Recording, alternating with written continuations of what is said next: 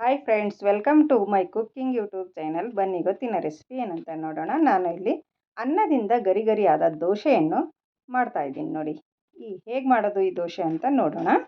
ಮೊದಲಿಗೆ ನಾನು ಒಂದು ಪಾತ್ರೆಯನ್ನು ತೊಗೊಂಡಿದ್ದೀನಿ. ಅದಕ್ಕೆ ಒಂದು ಬಟ್ಟಲು ಅನ್ನವನ್ನು ತೊಗೋತಾ ಇದ್ದೀನಿ.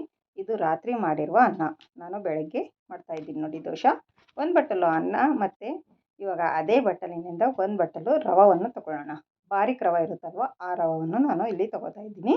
ಮತ್ತು ಅದೇ ಬಟ್ಟಲಿನಿಂದ ಅರ್ಧ ಬಟ್ಟಲು ಮೊಸರನ್ನು ತೊಗೋತಾ ಇದ್ದೀನಿ ನೋಡಿ.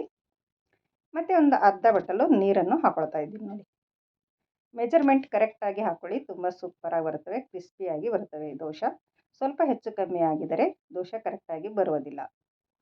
ಒಂದು ಬಟ್ಟಲು ಅನ್ನ, ಒಂದು ಬಟ್ಟಲು ರವೆ, ಅರ್ಧ ಬಟ್ಟಲು ಮೊಸರು, ಒಂದು ಸ್ವಲ್ಪ ನೀರು ಹಾಕಿ ಮಿಕ್ಸ್ ಮಾಡ್ಕೊಳ್ಬೇಕು ಚೆನ್ನಾಗಿ. ಗಟ್ಟಿ ಅನಿಸಿದರೆ ಇನ್ನೊಂದು ಸ್ವಲ್ಪ ನೀರು ಹಾಕೋತಾ ಇದ್ದೀನಿ. ಹಾಕ್ಕೊಂಡು ನಾನು ಚೆನ್ನಾಗಿ ಮಿಕ್ಸ್ ಮಾಡ್ತಾ ಇದ್ದೀನಿ ನೋಡಿ. ಈ ಥರ ಮಿಕ್ಸ್ ಮಾಡಿದ ಮೇಲೆ ನಾವು ಇದು ನೆನೆಸುವ ಅವಶ್ಯಕತೆ ಇಲ್ಲ. ಇವಾಗಲೇ ನಾವು ಮಿಕ್ಸಿ ಜಾರಿಗೆ ಹಾಕ್ಕೊಂಡು ಇದು ನುಣ್ಣಗೆ ರುಬ್ಕೊಂಡು ಬರಬೇಕಾಗುತ್ತೆ ನೋಡಿ. ನಾನಿಲ್ಲಿ ಒಂದು ಸ್ವಲ್ಪ ಮಿಕ್ಸಿ ಜಾರಿಗೆ ಹಾಕ್ಕೊಂಡು ಒಂದು ಸ್ವಲ್ಪ ಸಕ್ಕರೆಯನ್ನು ಆ್ಯಡ್ ಮಾಡ್ತಾಯಿದ್ದೀನಿ. ಕಲರಿಗೋಸ್ಕರ ಅಷ್ಟೇ. ದೋಸೆ ತುಂಬ ಚೆನ್ನಾಗಿ ಬರ್ತವೆ ಕಲರು. ಅದಕ್ಕೋಸ್ಕರ ನಾನು ಅರ್ಧ ಟೀ ಸ್ಪೂನಷ್ಟು ಸಕ್ಕರೆಯನ್ನು ಹಾಕ್ಕೊಂಡಿದ್ದೀನಿ. ಒಂದು ಸ್ವಲ್ಪ ನೀರನ್ನು ಹಾಕ್ಕೊಂಡು ನಾನು ಇದನ್ನು ನುಣ್ಣಗೆ ರುಬ್ಕೊಂಡು ಬಂದಿದ್ದೀನಿ ನೋಡಿ. ಈ ಥರ ನೋಡಿ, ನೀವು ನೋಡ್ತಾ ಇರ್ಬೋದು ಎಷ್ಟು ನುಣ್ಣಗಾಗಿದೆ ಅಂತ. ನಾವು ಇದರಲ್ಲಿ ಅನ್ನ ಇದೆ ಅಂತ ಗೊತ್ತಾಗಬಾರದು, ಆ ಥರ ನಾವು ನುಣ್ಣಗೆ ರುಬ್ಕೊಂಡು ಬರಬೇಕು ನೋಡಿ.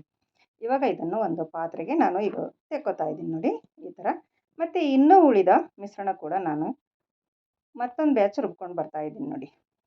ನೋಡಿ ಫ್ರೆಂಡ್ಸ್, ಎಲ್ಲವನ್ನು ನಾನು ರುಬ್ಕೊಂಡು ಬಂದಾಯಿತು. ಅದೇ ಪಾತ್ರೆಗೆ ಮತ್ತೆ ಹಾಕೋತಾ ಇದ್ದೀನಿ ನೋಡಿ ಫ್ರೆಂಡ್ಸ್. ಇವಾಗ ಒಂದು ಸ್ವಲ್ಪ ಮಿಕ್ಸಿ ಜಾರಿಗೆ ಒಂದು ಸ್ವಲ್ಪ ನೀರನ್ನು ಹಾಕ್ಕೊಂಡು ನಾವು ಇವಾಗ ಇದನ್ನು ಚೆನ್ನಾಗಿ ಮಿಕ್ಸ್ ಮಾಡ್ಕೊಳ್ಬೇಕು ನೋಡಿ. ಒಂದು ಸ್ವಲ್ಪ ನೀರನ್ನು ಹಾಕೋತಾ ಇದ್ದೀನಿ. ಇವಾಗ ನಾವು ಚೆನ್ನಾಗಿ ಮಿಕ್ಸ್ ಮಾಡ್ಕೊಳ್ಳೋಣ ಒಂದ್ಸರಿ ನೋಡಿ. ನಾವು ದೋಸೆ ಹಿಟ್ಟಿನ ಅದಕ್ಕೆ ನಾವು ಈ ಹಿಟ್ಟನ್ನು ಕೂಡ ರೆಡಿ ಮಾಡ್ಕೊಳ್ಬೇಕಾಗುತ್ತೆ ನೋಡಿ ಫ್ರೆಂಡ್ಸ್. ಇವಾಗ ಪರ್ಫೆಕ್ಟಾಗಿ ರೆಡಿಯಾಗಿದೆ ನೋಡಿ. ಇವಾಗ ನಾನು ಇದಕ್ಕೆ ಒಂದು ಸ್ವಲ್ಪ ಉಪ್ಪನ್ನು ಸೇರಿಸ್ತಾ ಇದ್ದೀನಿ. ರುಚಿಗೆ ತಕ್ಕಷ್ಟು ಉಪ್ಪನ್ನು ಹಾಕ್ಕೊಳ್ಳಿ. ಮತ್ತು ಅಡುಗೆ ಸೋಡಾ ಕೂಡ ಸ್ವಲ್ಪ ಹಾಕೋತಾ ಇದ್ದೀನಿ ನೋಡಿ. ಇವೆರಡನ್ನು ಹಾಕಿದ ಮೇಲೆ ನಾವು ಚೆನ್ನಾಗಿ ಮಿಕ್ಸ್ ಮಾಡ್ಕೊಳ್ಳೋಣ ಒಂದ್ಸರಿ ನೋಡಿ. ಈ ಥರ ನಾವು ರೆಡಿ ಮಾಡಿಕೊಂಡು ಇಟ್ಕೊಳ್ಬೇಕಾಗುತ್ತೆ ನೋಡಿ. ಒಂದು ಡಕ್ಕನವನ್ನು ಮುಚ್ಚಿ ನಾವು ಒಂದು 10 ನಿಮಿಷ ನೆನೆಯಲು ಬಿಟ್ಬಿಡೋಣ. ಇದ್ರ ಜೊತೆ ಒಂದು ಚಟ್ನಿ ಮಾಡ್ಕೊಳ್ಳೋಣ. ಅಲ್ಲಿವರೆಗೂ ಚಟ್ನಿ ಮಾಡ್ಕುವ ತನಕ ನಾವು ಇದನ್ನು ನೆನೆಯೋದಕ್ಕೆ ಬಿಟ್ಬಿಡಬೇಕು ನೋಡಿ. 10 ನಿಮಿಷ ಆಗಿದೆ. ಇವಾಗ ತೆಗೆದು ನೋಡಿ ಎಷ್ಟು ಚೆನ್ನಾಗಿ ನೆಂದಿದೆ ಅಂತ. ಇವಾಗ ಪರ್ಫೆಕ್ಟಾಗಿ ದೋಸೆ ಹಿಟ್ಟಿನ ಅದಕ್ಕೆ ಬಂದಿದೆ ನೋಡಿ. ಇವಾಗ ನಾನು ಒಂದು ಹಂಚನ್ನು ಸ್ಟವ್ ಮೇಲೆ ಇಟ್ಕೊಂಡಿದ್ದೀನಿ, ದೋಸೆ ಹಂಚನ್ನು.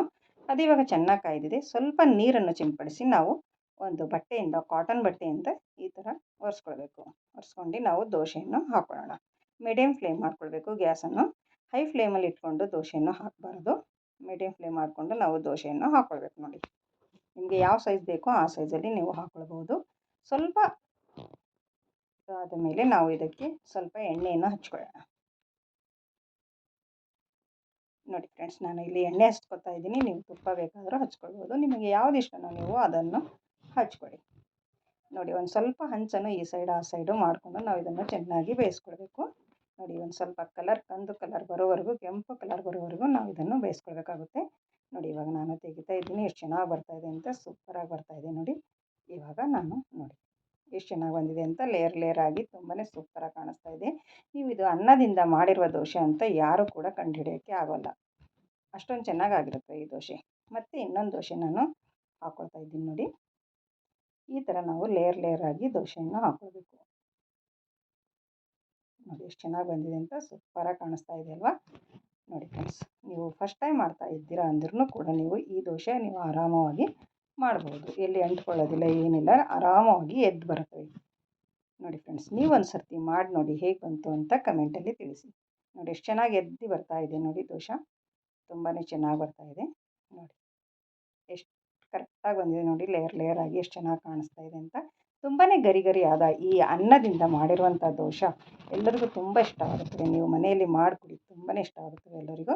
ಮತ್ತು ಅದರ ಜೊತೆ ನಾನು ಇಲ್ಲಿ ಶೇಂಗಾ ಚಟ್ನಿ ಕೂಡ ಮಾಡಿದ್ದೀನಿ ನೋಡಿ ಫ್ರೆಂಡ್ಸ್. ಎಷ್ಟು ಚೆನ್ನಾಗಿ ಬಂದಿದೆ ಅಂತ. ನನ್ನ ವಿಡಿಯೋ ಇಷ್ಟ ಆದರೆ ಒಂದು ಲೈಕ್ ಮಾಡಿ ಮತ್ತು ನಿಮ್ಮ ಫ್ಯಾಮಿಲಿ ಫ್ರೆಂಡ್ಸಿಗೂ ಶೇರ್ ಮಾಡಿ. ಮತ್ತು ನನ್ನ ಚಾನಲನ್ನು ಯಾರು ಸಬ್ಸ್ಕ್ರೈಬ್ ಮಾಡಿಕೊಂಡಿಲ್ಲ ಅವರು ಸಬ್ಸ್ಕ್ರೈಬ್ ಮಾಡಿಕೊಳ್ಳಿ. ಮತ್ತೆ ಸಿಗೋಣ ಮುಂದಿನ ವಿಡಿಯೋದಲ್ಲಿ ಹೊಸ ರೆಸಿಪಿಯೊಂದಿಗೆ, ಈಜಿ ರೆಸಿಪಿಯೊಂದಿಗೆ. ಅಲ್ಲಿವರೆಗೂ ಓಕೆ, ಬಾಯ್ ಫ್ರೆಂಡ್ಸ್.